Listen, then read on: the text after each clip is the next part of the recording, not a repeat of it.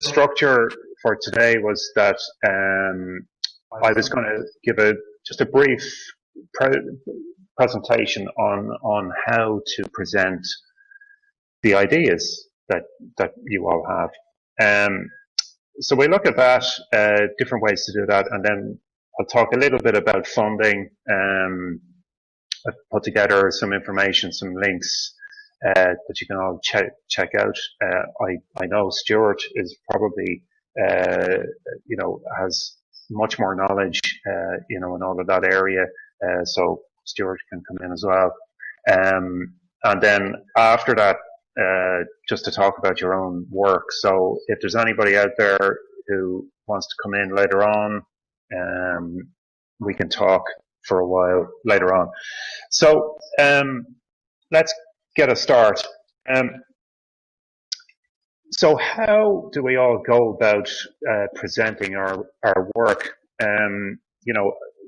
Most people, I suppose, wouldn't necessarily be adept at drawing, sketching, making models of things. But of course, having a model, having a sketch, having something on paper that people can see is really important. So there's a whole range of different techniques that you can use to do that. First slide there shows a very famous chair by Charles and Ray Eames, and it's made in kind of laminated wood, but they took in inspiration from the layers of an onion, which are kind of folded around one another and create this kind of 3D form. So it's like a flat piece produced, or formed into something 3D. So just, it's a very simple kind of set of photographs there that just show how you can have the original idea and your piece, and how one translated to the other. So for showing clients, showing people who are going to be interested in what you do, having a story like that you took inspiration from this thing and turned it into this, is a very beautiful starting point. So have a think about that. What was the starting point? What was the research behind your story? Now, another way to present, an idea or a story is to have an aesthetic photo shoot or study.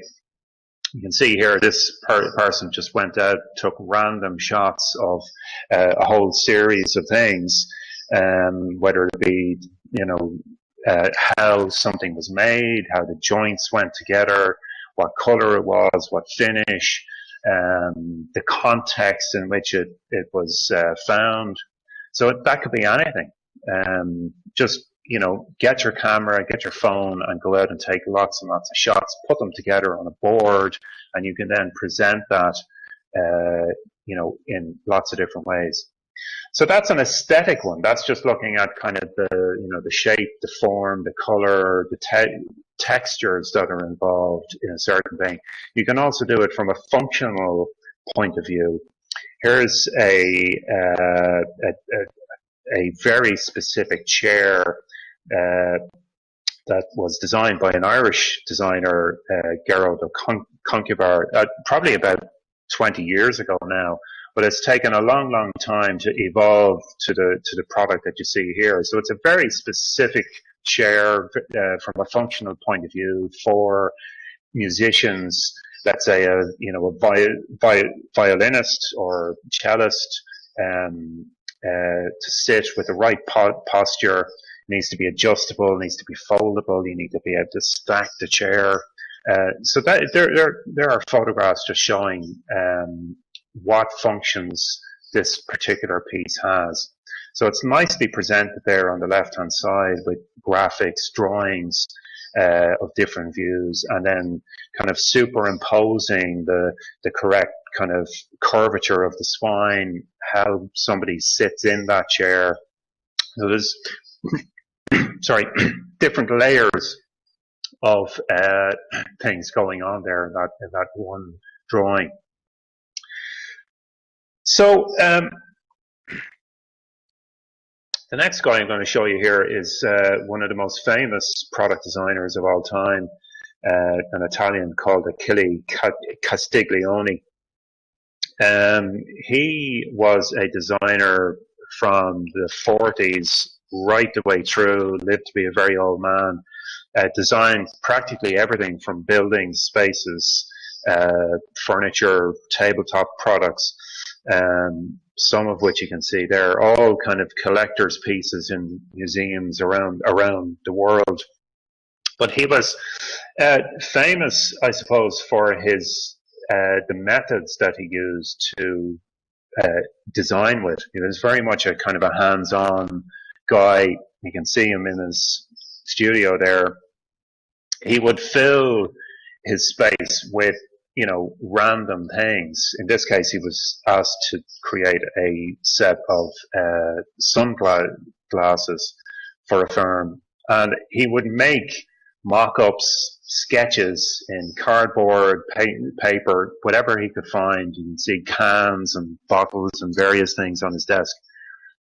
Hobble them together to make an impression of certain ideas that he might have. You can see there, bottom right, he was taking photographic film from a camera and sticking them into a piece of cardboard to create a very effective sunblock, which the Polaroid film would do. So, you know, I suppose the idea of just being able to use found items to create mock-ups of products is key. They always say that you should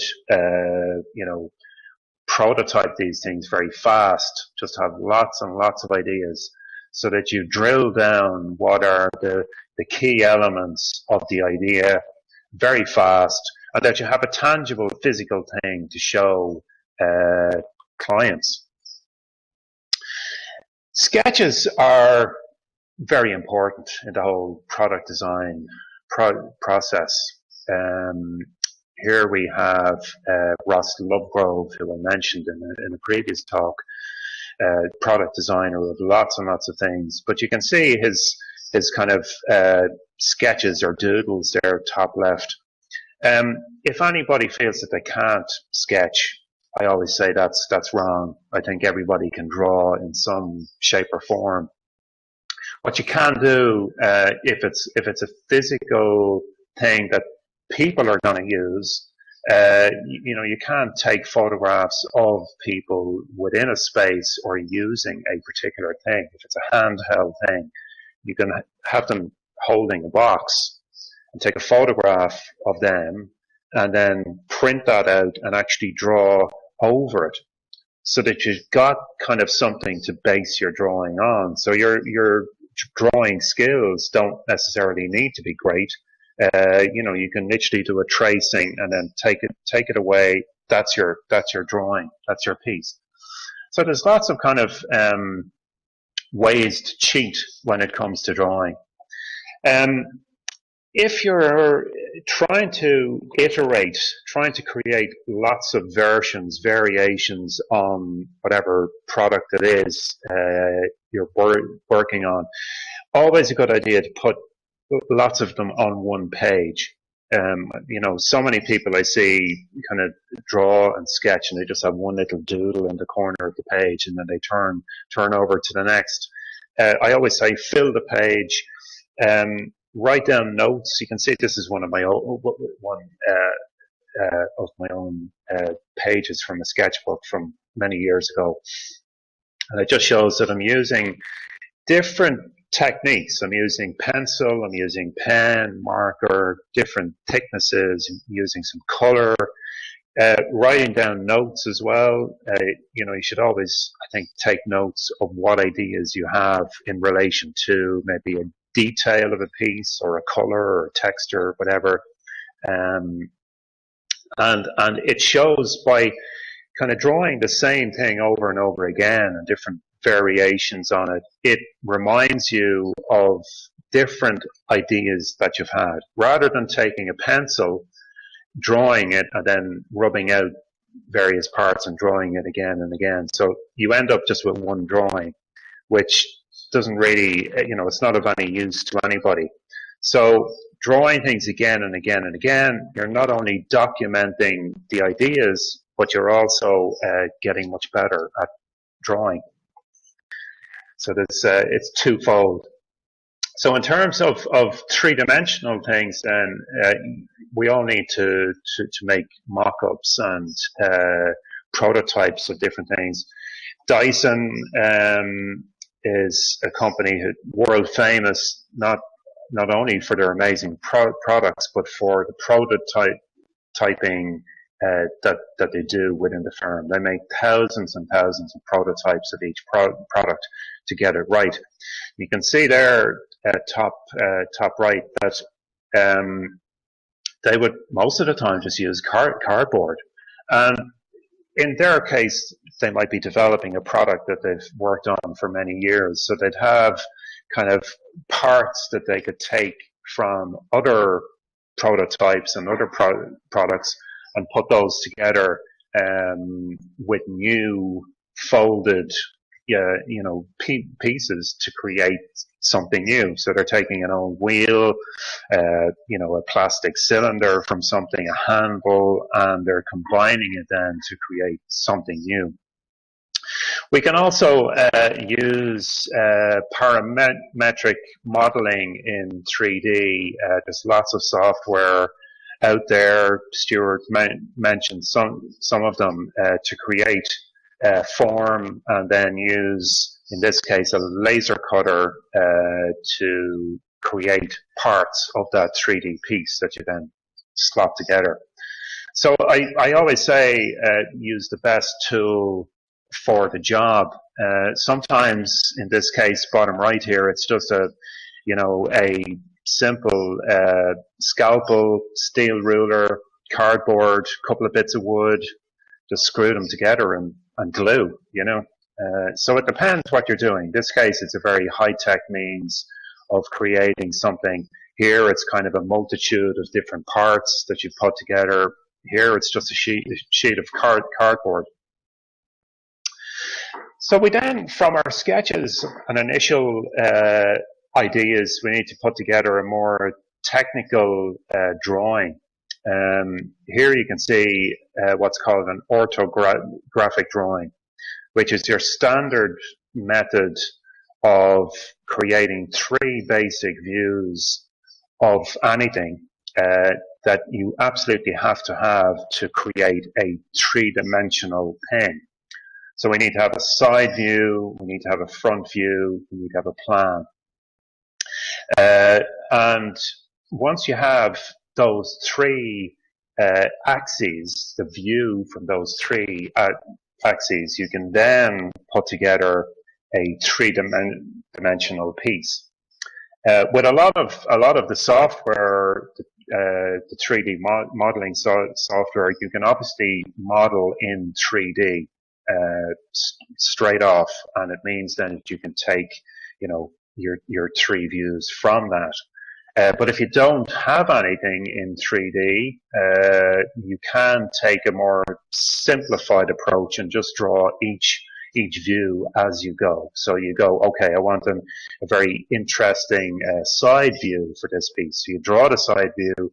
You can then extrapolate from that each of the other views. So there's different ways to go about it. Lots of other ways or techniques that product designers will use to get their ideas down on a page. You're going to have the likes of layer drawings here. So this is kind of an exploded view of a shoe with the base soles and the various other sponge layers and so on, and castings built up to create your piece. Here you can see all the parts that would go into a typical racing bike.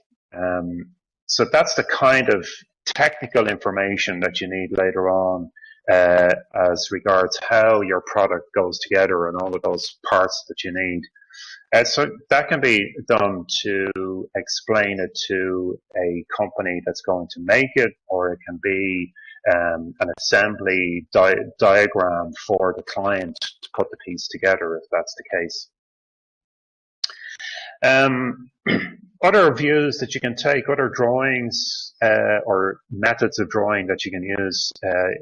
Here we have a bird's eye view. It's mostly an architectural means of showing kind of buildings from high up, so that you can see the overall shape and form of it. But you can, of course, draw something very small from a bird's eye view, and you can see here that they very simply took a vanishing point out here and a vanishing point out here, and then traced lines into the drawing to create this perspective view. That's something that we teach on some of the other courses that we run here. But of course, again, you can do it with software. Other interesting ways that you can kind of publicize the product that you have, the idea that you have, is a how to use drawing.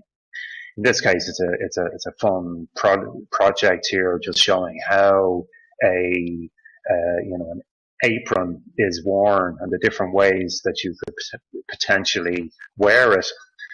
So a really simple, funny little thing here, but little drawings, step-by-step drawings like that of how to use it, how to put it on, whatever that might be. That could be the secret to what your product is trying to do. You have function drawings just showing, in this case it's a coat stand, and we have the various things that we can hang on that stand. So here, you just have a photograph perhaps of a mock-up. That could even be a model, very small model. You take a photograph, and then you can sketch over that what goes onto that piece. Or you could take a photograph of a coat, or a photograph of a scarf, a hat, and place that in here next to the piece, showing that's what it's used for. So there's lots of ways again to kind of cheat and get over the fact that you may not have great skills in terms of drawing. This is another way. You could have exploded photographs. This was done. This looks like a very high-tech kind of 3D model here, where those parts are floating in space. But how that's done is that each part, a photograph was taken at one set viewpoint, with each element just brought in. You take a photograph, bring in the next part, take another shot, and then those photos of separate elements are just built up. There probably was an element of Photoshop involved here, but it's actually very, very easy to do, because if you photograph something on a white background, you can then cut it out and superimpose it over other elements. Very easy and quite fast.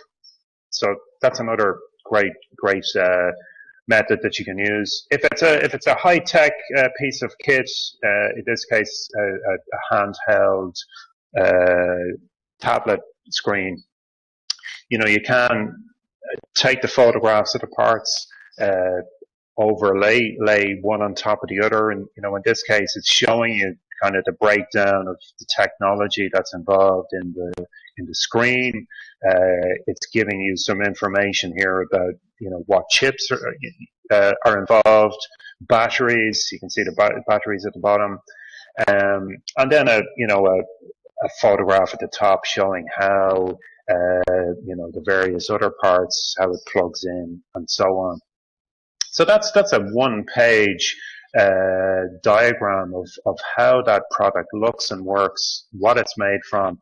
You can fit an awful lot of information just on a one A4 page. Cutaway drawings as well.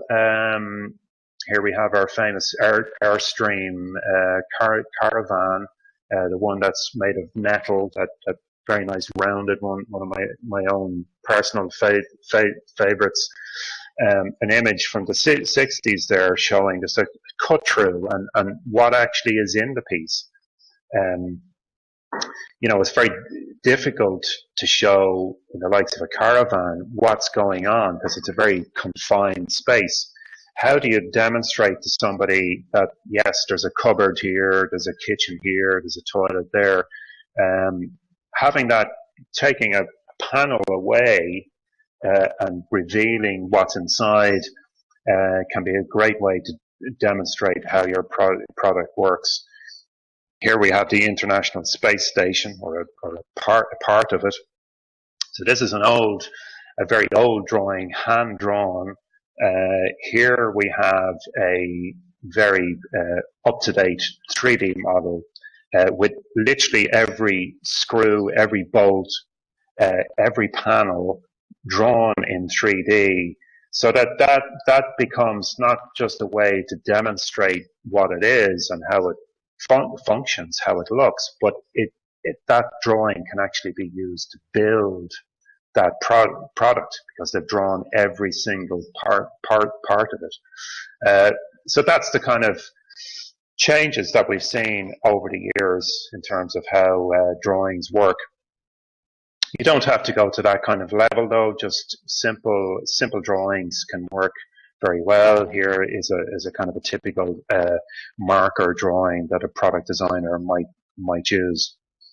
It takes a bit of time to get to this kind of level where you're showing curved panels on how light falls on a piece. But it can be learnt, and that's just a case of somebody spending hours and hours, drawing that piece lots and lots of times. So one of the last ones here, as I said, you can use 3D software in the most spectacular ways. Now here, they drew or modeled this watch in 3D, drawing every single part, and you can see the very tiny bolts here. So even down to the thread which is used on each of those bolts, and they're tiny bolts.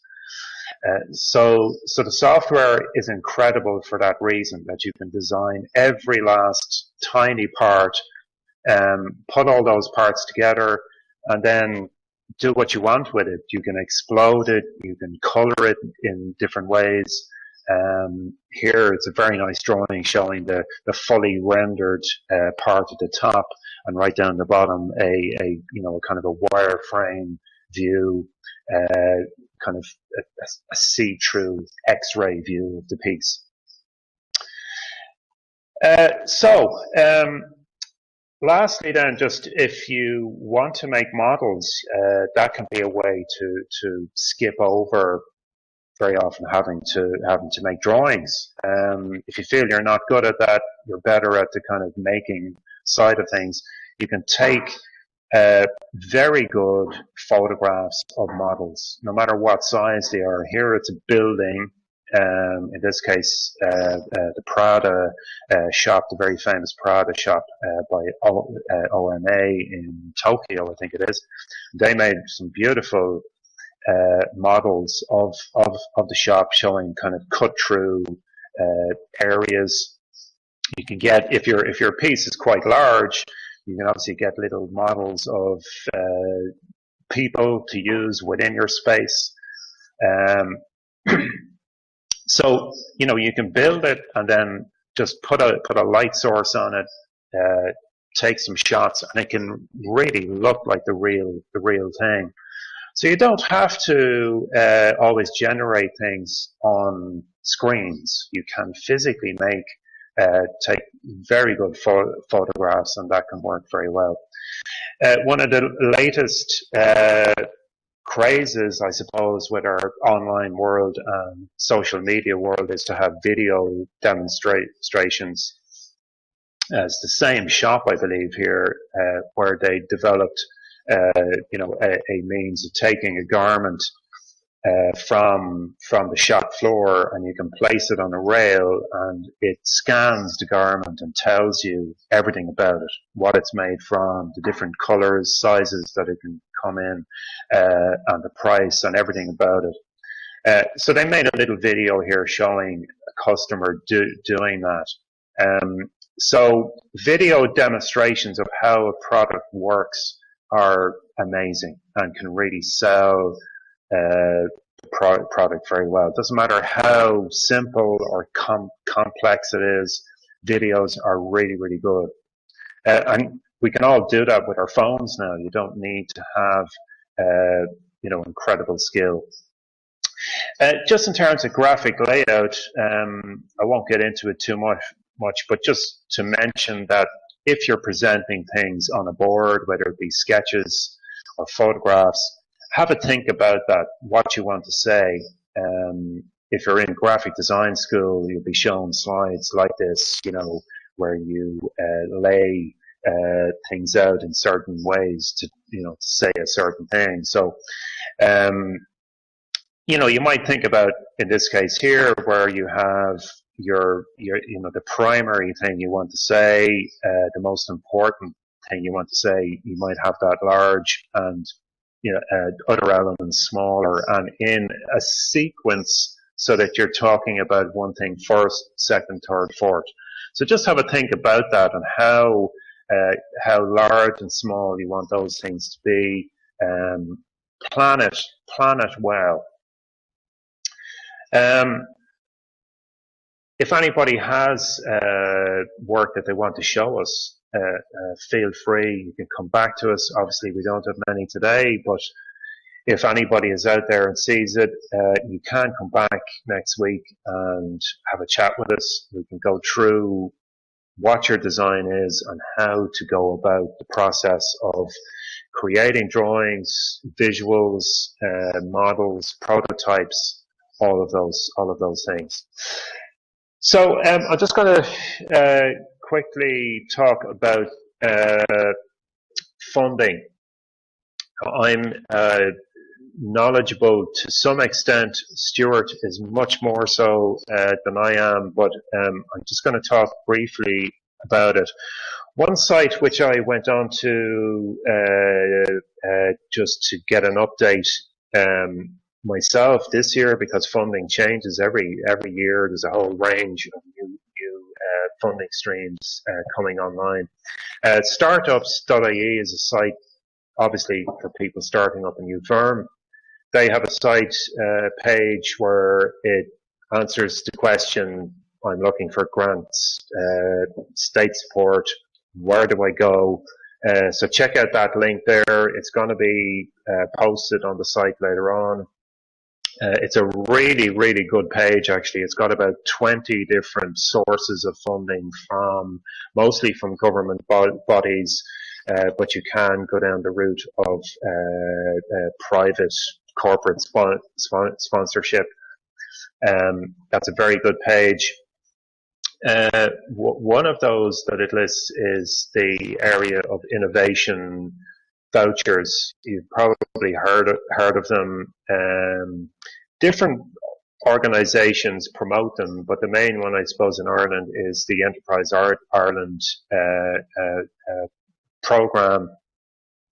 It's a really amazing scheme that you can get up to €10,000. There's two different voucher types. They're normally in a separate tranche of 5,000 each. Now it's gone from being a scenario where they announce a call kind of twice a year to more of an open-ended thing. So you can apply at any time throughout the year. And these vouchers are incredible if you want to develop a new product. If you're thinking about a new business, you want to look at developing a model of that business. So it's really for a broad kind of gamut of product, service. And it's very much about innovation. So if you're trying to create, an innovative product that you need help with, that you might have to research and get consultation on from a number of different professional people, it's a great way to start. I won't get into it too much, but there are kind of sections of processes and things you might be planning that aren't eligible. So purchasing software, for instance, is one. If you're trying to advertise or brand, there are other funding streams available for that. It's not specifically for business planning.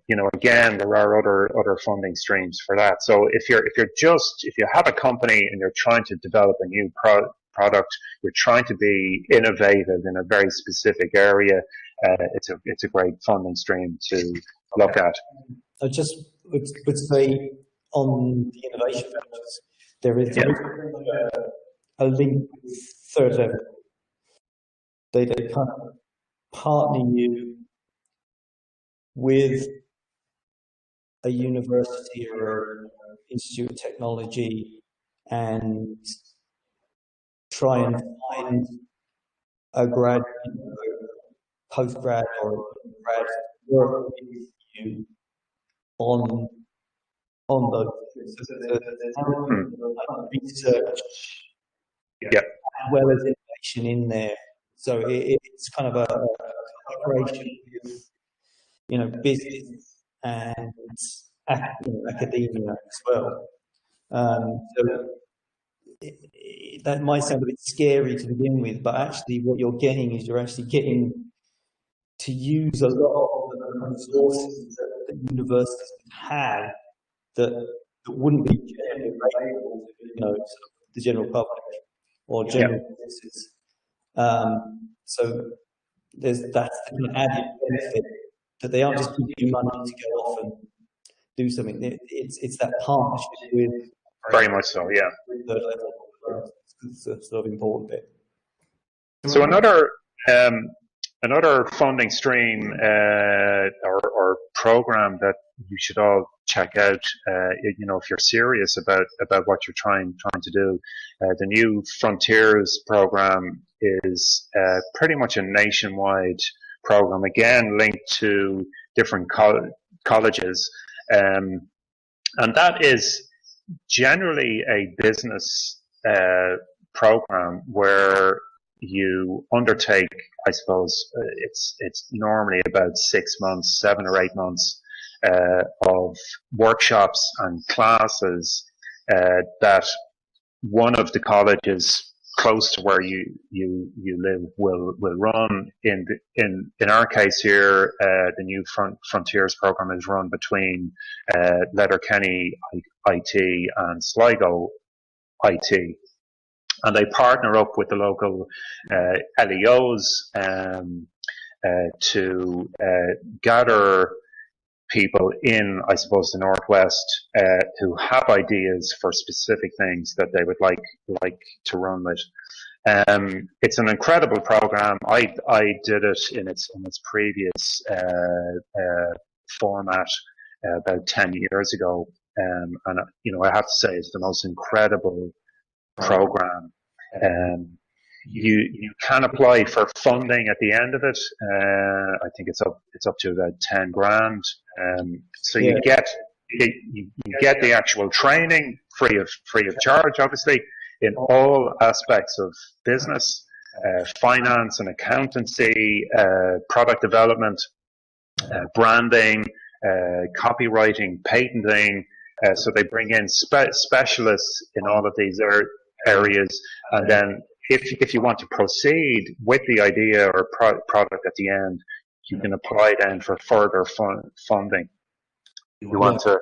No, I did school 6 years ago now, I think. That long ago. It's divided into stages. So stage 1 kind of open. You still need to sort of apply and get accepted on it, but it's a lot broader in terms of what they're looking for. So again, if you develop a new product or a new sort of business service idea, anything like that, they'll take you on. We had like I say, we had mentorship in sort of they really dig down into sort of like what your brand is, your core kind of message behind your product, and the kind of audiences and the market you're going to be going after. They really get you to sort of like dig down deeply about, you know, what it is you're doing, what it is you're trying to sell, you know, what you're trying to make. So they really encourage that like research side of things to begin with. So that lasted, I think that lasted about 3 months. Mm-hmm. And then, like Leo said, you have the opportunity to apply for the second phase. The second phase gives you this scholarship. They usually give you sort of some kind of hot desk in your office. You know, if you want to sort of you know work in a team of people, you can do that. For that, you have to do a dragon style pitch, which is scary. I kind of opted out that one, just because I was developing another thing, another job. But I would really encourage anybody to you know apply for new volunteers, even for the first 3 months bit, like say all that really good business kind of product and branding side of things is really well worth it. You know? Yeah. And it's as it says just in the notes there, you can apply for an office space or a building. They have many buildings around that you can apply to use. So you could even find yourself with a space to work from. They also introduce you to a whole range of other funding streams. So it really is the most incredible course. I couldn't recommend another course more highly, specifically for business. Specifically, if you've got a good idea and really want to proceed with it. It'll take about a year to get through all the different elements of it, but it's really the most incredible course. Just some other aspects of funding. Stuart probably knows a lot more about this than I do. Crowdfunding is I suppose a more recent way to access funding. It you've probably all come across this in various forms, from people trying to start up a new festival, music festival or something, or somebody with a little ingenious product that they would like to get out there. And rather than going through the more corporate or governmental forms of funding, the likes of Kickstarter can be used to generate smaller amounts of funding, although some firms generate hundreds of thousands. Definitely check out those. There's lots of different sites that you can look at there. Kickstarter have backed, as it says there, billions at this stage, hundreds of thousands of projects. So it means, what it means is that you can generate maybe €100,000, let's say, to fund the actual building, prototyping and the first batches maybe of your product.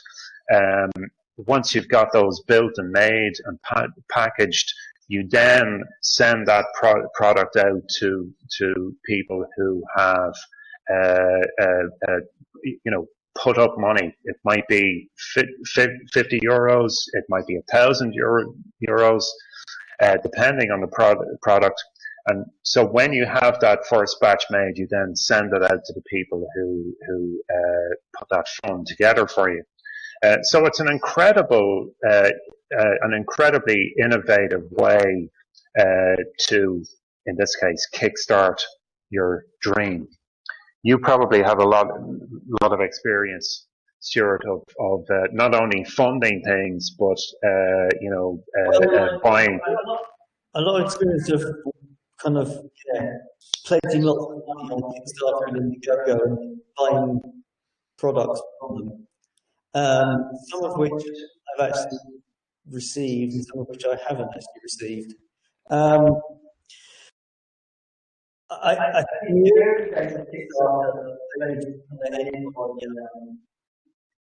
put projects up there, but there was a lot of spectacular failures where people, there was a lot of money pledged and the products never really materialised. So Kickstarter and they have this kind of like accreditation program. You're trying to create a product.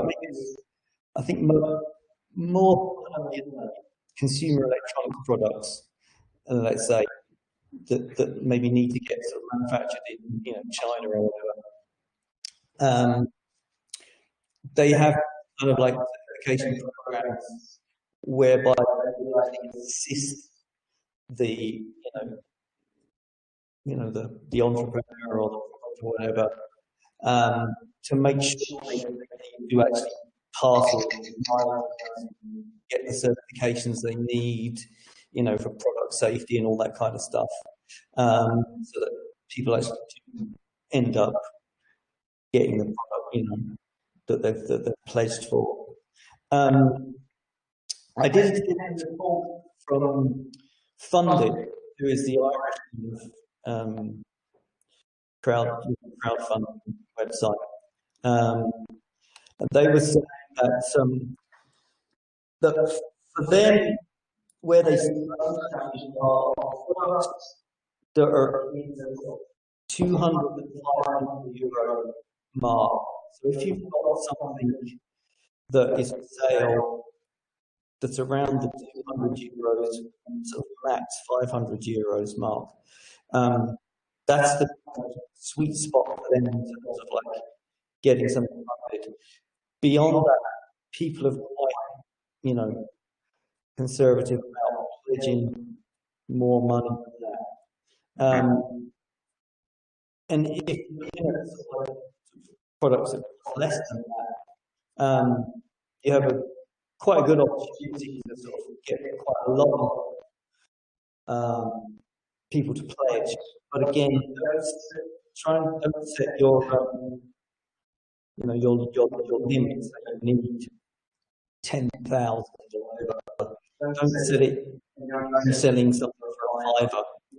To get a lot of fivers to hit the 10,000. So be realistic about what your pledge threshold is. For getting the project funded. Sure. I'll try and dig up one of those from that meeting.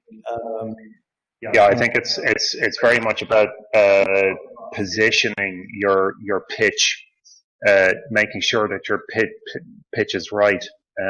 So it's kind of a little bit like Dragon's Den in that sense, that you can't over pitch, oversell, or ask for too much money. I think you have to just get it right, and you can get those things right just by talking to people. And talking to the actual crowdfunding platforms. Yeah. At the time as well, they have experience of what projects have worked and what haven't, and they all having 3-minute video, each video is really kind of crucial as well, you know. Yeah. Just one project there, which I suppose is one of the more famous ones over the last several years, is the Flow Hive. I believe that I've seen several YouTube videos on this, and it was a product that looked at, I suppose, how to harvest honey in a way that didn't disturb the bees too much. We all know that the bees are in trouble, that we all need to be creating more and more hives, more flowers, and so on in our gardens. I think it was an Australian startup that created the Flow Hive, and it basically puts the honey within the hive on tap via a series of kind of panels that are inserted to a relatively typical or standard hive, and it just means that you can actually tap into the honey that's created. It's been a controversial enough project from the point of view that traditional honey makers were concerned that the makeup, the internal makeup of the hive was changing, that you were kind of forcing the bees to do something that they didn't necessarily want to do, just in terms of how the hive is made. But at the same time, it's been a really interesting project, and has spawned, I suppose, a lot of new firms using it and creating more hives. So in many ways, it's of benefit to the bees. But that project was more than funded. It was Kickstarter, was it?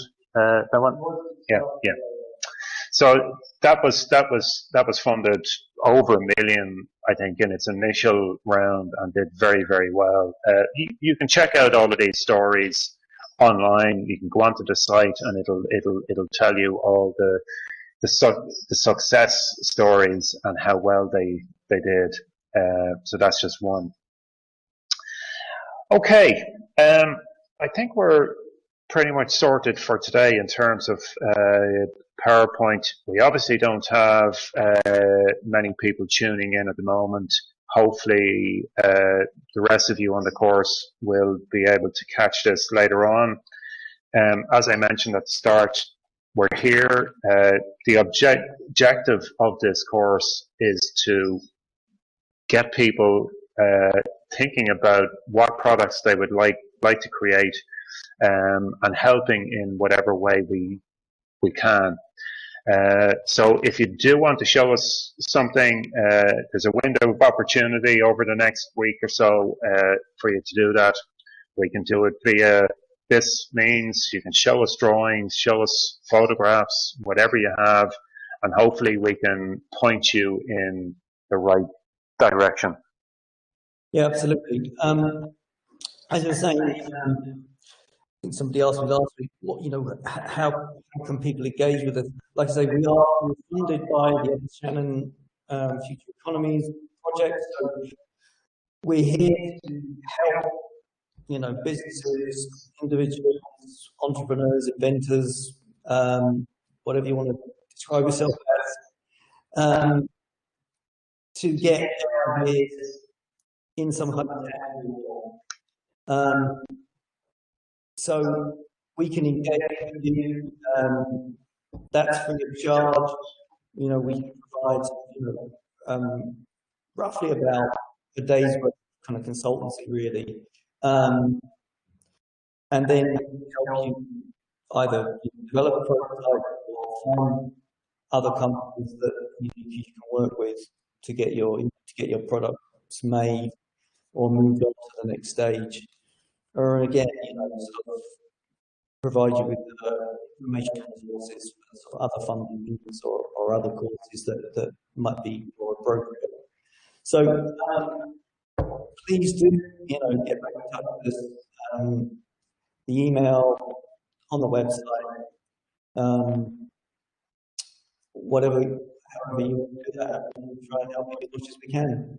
So, thanks for tuning in over the last 4 weeks in watching the reviews, and I hope we can be chatting to you again in the future.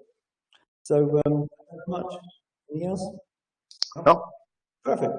Okay. Thanks a lot. Thank you. Take care.